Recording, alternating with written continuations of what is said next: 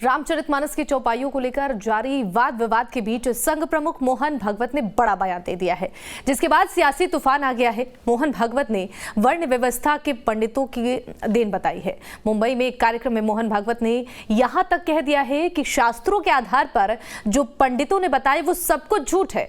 मोहन भागवत ने जातीय व्यवस्था पर जो बयान दिया है उस पर आपको दिखाते हैं एक रिपोर्ट।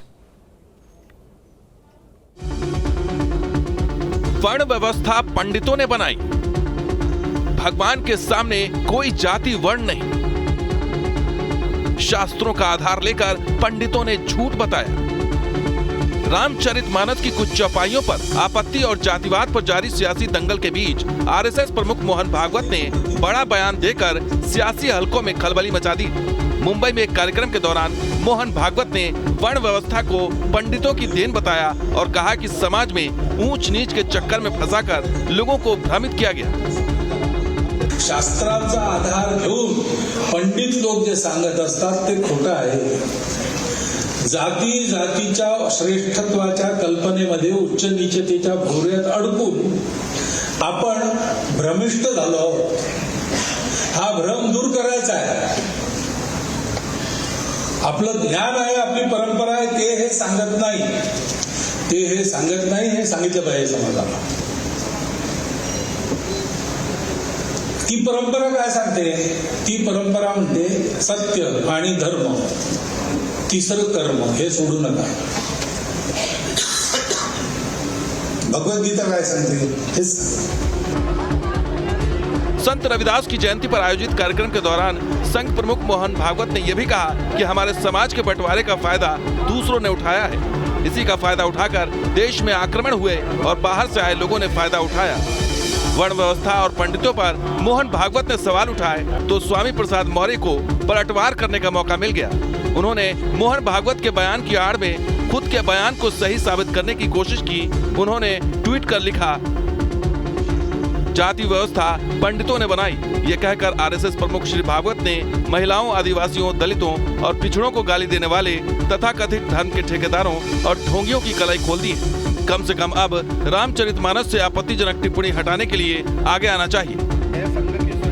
मोहन भागवत ने वर्ण व्यवस्था को लेकर पंडितों पर सवाल उठाए तो वहीं उनके बयान पर वार पलटवार भी शुरू हो चुका है। वर्ण व्यवस्था हमारी वेदानुकूल है, कर्म आधारित है। वेदों के अंदर 4 वर्णों के जिक्र है और जन्मता जायते शूद्र।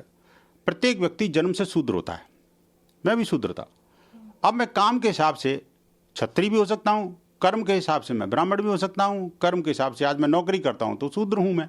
सरसंघ चालक का यह कथन कि ब्राह्मणों ने, पंडितों ने इसको बनाया है जाति, ये बिल्कुल सरासर गलत है और ब्राह्मणों का इसमें कोई योगदान नहीं है। जातियाँ अपने अपने अस्तित्व में आए।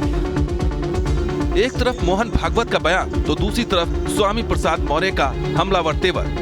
और अब इस विवाद में समाजवादी पार्टी की विधायक पल्लवी पटेल भी कूद पड़ी। उन्होंने रामचरितमानस से शूद्र शब्द हटाए जाने की मांग को लेकर मोर्चा खोल दिया। पल्लवी ने इसके लिए आंदोलन की भी चेतावनी दी है। पंक्ति को हटाना या किसी शब्द को हटाना महत्वपूर्ण नहीं है। महत्वपूर्ण यह है कि वो शब्द लोगों के अंतर आत्मा में और दिमाग पे छपा हुआ है। तो अगर हमें हटाना है और विरोध करना है तो सबसे पहले अपने आंदोलन को इतना बड़ा करना है कि वो शब्द हमारे दिमाग से हटे, आत्मा से हटे। तो गलत ये है कि रामचरितमानस विवाद में पल्लवी पटेल का कूदना ये दर्शा रहा है कि अखिलेश की पार्टी में भी इस मुद्दे को हथियाने की रेस लगी। ऐसे में लगता नहीं कि इस मुद्दे पर जारी सियासी बखेड़ा फिलहाल शांत होगा। Team news nation. और मोहन भागवत के वर्ण व्यवस्था के बयान पर घमासान मचा हुआ है। आरजेडी प्रवक्ता मृत्युंजय तिवारी ने मोहन भागवत को नसीहत दी है। उन्होंने कहा है कि वर्ण व्यवस्था की शुरुआत अपने संगठन से करें। राजनीतिक लाभ लेने के लिए मोहन भागवत ऐसे बयान दे रहे हैं। जेडीयू एमएलसी नीरज कुमार ने भी भागवत के बयान पर पलटवार किया है। उन्होंने कहा है कि ऐसे बयान से समाज में भेदभाव की स्थिति उत्पन्न होती है। और क्या कुछ उन्होंने कहा है आपको सुनाते हैं।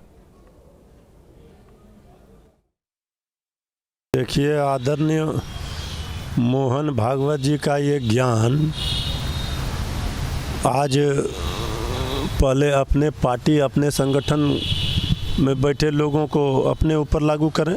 आज देश के आदरणीय प्रधानमंत्री जी अपने कैबिनेट के माननीय मंत्रियों का परिचय पार्लियामेंट में जाति बताकर करते हैं।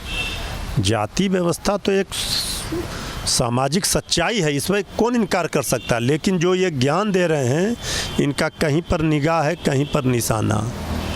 ये चाहते हैं धर्म के आधार पर लोगों को तोड़ना। मोहन भागवत की यह कौन सी कवायद है?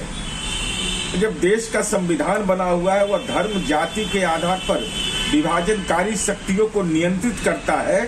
आप कहते हैं कि ब्राह्मणों ने यह काम किया है, तो भगवान कृष्ण तो भगवान के रूप में थे और उन्होंने भगवत गीता के 4 अध्याय के 13वें श्लोक में कहते हैं, चातुर्वर्ण्यम मया सृष्टिम गुण कर्म विभागशः।